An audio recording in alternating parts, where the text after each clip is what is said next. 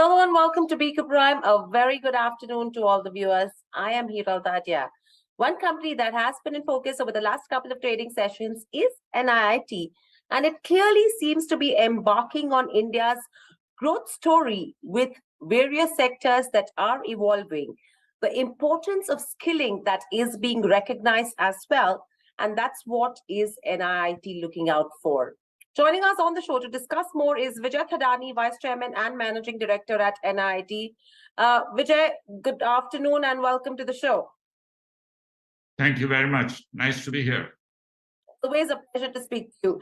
Vijay, my first question coming to you is, overall, clearly, there has been a lull with regards to where IT as a space goes in the job market, but a lot of new sectors are evolving where skill is absolutely needed in the job market. What is the strategy that NIIT is embarking on? Okay. So thanks for having me here, first of all. And I would respond to this in a couple of parts. So first, as you said, there is a lull in hiring. And that's a temporary one because I think last year there was a euphoria in which I think the hiring exceeded what people thought that they would end up needing. And that is getting balanced. So that's a temporary phenomenon, first of all. And I think we will be back on that growth story of the country. And you are beginning to see signs of that. Second, I think we look at the whole IT sector as large global systems integrators. But there is the next tier of global systems integrators who are at this point of time also very buoyant and very optimistic. And I think we are seeing some traction which is building up there. So what this has helped us do is expand our customer base quite substantially in the last few months. Now talking about the other sectors, there are other sectors of which the banking, financial services, and insurance is been a very promising one. We've been in this sector for the last 15 years and have a very strong position. And what we are noticing is that at this point of time, the need to skill, upskill, and reskill, which means get newcomers, those who are fresher, or those who are working, upskill them, or there are others who need to reskill them. I think that part is happening very well in the FSI, and we are seeing traction there. There are other sectors which are opening up. For example, the whole thrust on manufacturing in the country, that is leading to new age manufacturing. And many of these jobs, actually all these sectors, one thing common in them is there is a huge dose of technology in just about anything and everything that we do. And given the fact that we have been strong in technology and given that we have a global footprint where we work with large multinationals and look after their training needs, I think we are a natural contenders to get into these new markets. So that's the other thing, whether it is new age manufacturing, whether it is design, whether it is engineering R&D, whether it is supply chain logistics. I think these are sectors which will be booming. The scene behind that is very simple. We had 9.5 million graduates graduating last year, and that is at 27% gross enrollment ratio. Gross enrollment ratio is going to grow up to 50% in the next 10, 15 years. In that case, the number of graduates, it's safe to assume, will double. The question is, all these have to get right skilled and day one, R1 ready to get into the new jobs in new sectors which are coming. So I think all these are contributors to the growth momentum that we foresee in future. Right. That's an interesting take overall. Now, when you mentioned that the lull in terms of IT as a sector is temporary, which are the internal segments and programs that you're expecting a pickup in? And what is that kind of investments NIIT is making to actually upskill and skill maybe students or working professionals in those segments? So, first of all, we have always been forerunners in understanding the emerging trends in technology and getting ready for them. So we have a very, very well-equipped content development facility, and that content development facility is able to give us programs that we need.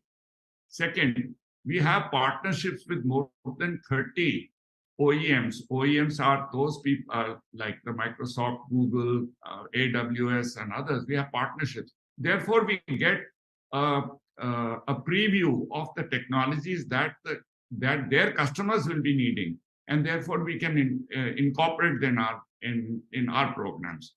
The third is the way we are governing the organization. As you would have seen, we have added new independent directors and brought in expertise from outside, especially in areas like artificial intelligence, or how do you handle consumer markets with this whole digital acquisition route that is happening. So I think all these are contributing to the fact, in addition to the expertise that you need in new sectors. Right. So overall, let me ask you one thing. Now, clearly from a revenue share perspective, technology is the maximum where NIIT gets its revenues from. It's almost a little over 75%.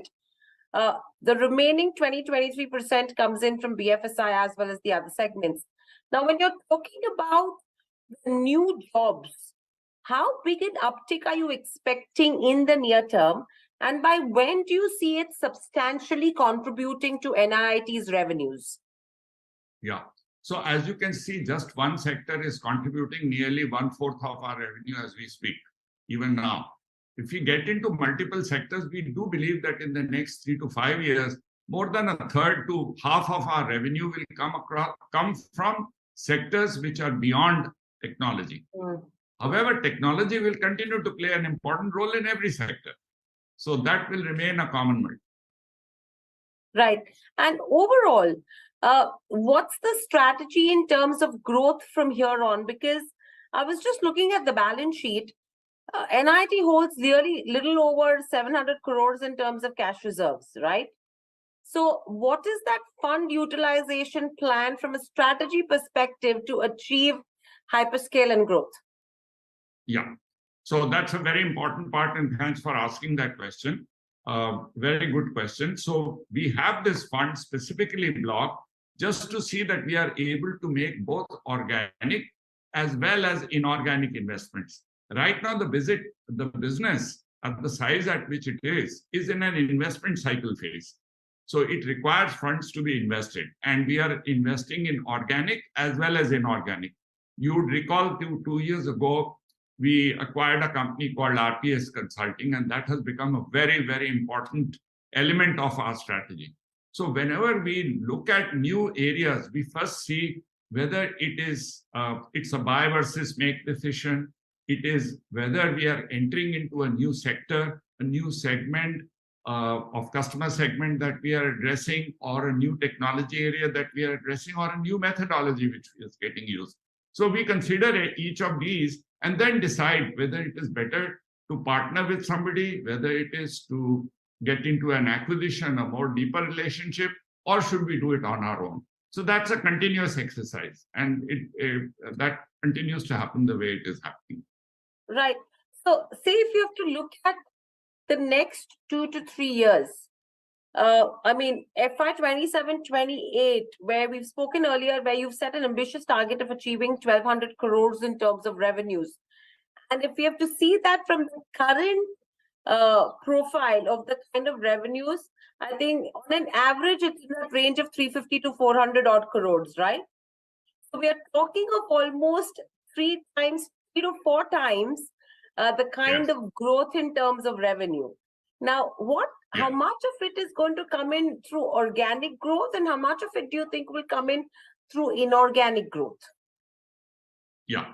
So there are multiple forces at work. So let me give you some flavor of that. So first of all, we are aiming for a three times more, 3x or 3.35, 3x growth if you think from here to 5 years from now, or 4 years from now. When we look at that growth rate, the two important parts which have to be seen is there are new sectors, there are new segments, and there are new methodologies that we are using. We do believe that given our current run rate, and by the way, if you looked at it 1 year ago, or not 1 year ago, just 2-3 quarters ago, we were far in excess of the growth rate that we required to be achieved. We hit this short air pocket. I believe it's a short air pocket when there was an excessive hiring that that the industry did, and now they are balancing that. We will be back on that track. I'm sure not so far away in the future. On the other hand, the raw material that the raw manpower that, as I explained to you through gross enrollment ratio and graduating, all those guys need to be get into jobs. So therefore, the need, there is no doubt that there is an enormous need. Question is, how do we position ourselves? We do believe that about 75 to 80% of what we are looking for to come from from here to 1200 journey, we would be able to organize through organic means and the capabilities that we have. And we do believe that a part of that may also come, the balance part may come through inorganic measures. But that will depend on whom do we partner with and at what time and how do we go about that activity. But the fact that this opportunity exists, the fact that we have to gear up for doing that, the fact that we have a strong balance sheet and a strong track record, and we are a trusted brand in every home of the country, I think those give us confidence that it should be possible for us to do that. Right. So, Vijay, one thing now, taking the way the first half was, I think everyone was expecting the second half of the year to actually see a sharp, steep, and weak second half, right? It seems the tables have turned from what we are talking about. Taking that into consideration, would it be right to say that the company can end FY24 at a positive EBITDA because the first half was weak, but that's the turnaround that the company is looking at? Yes, that's how we have guided also, that we will for the year be in positive EBITDA region, though the growth will not be at the rate at which it is required for us to achieve the 1200. But then as a quarter-on-quarter sequential growth is improving. We had a very small, modest growth in the first quarter. I think second quarter, third quarter, fourth quarter, the better part of the year, I think the growth rate should improve as we go on. Right. And apart from that, clearly there have been a couple of factors that you've highlighted where the company is targeting the tier 2 and tier 3 GSI kind of customers. What's going to be the strategy there? Is it going to be low volumes, higher margins, or how is it? Because at least that is something that could help to cover up the pain from weak hiring. Yeah, so we already have a large volume. See, like last year, the fresh hires that the industry did, 19% of those fresh hires were trained by NIIT. Last year, I'm talking about last year. So we have a substantial market share in training the early career seekers, right? And obviously, when we deal with smaller companies, they are not small by any stretch of imagination. They are very large, but the point is they are not the top 4 or 5. That's all. And obviously, it's a competitive marketplace. We do expect that we have a slight edge in margins there and how we organize ourselves.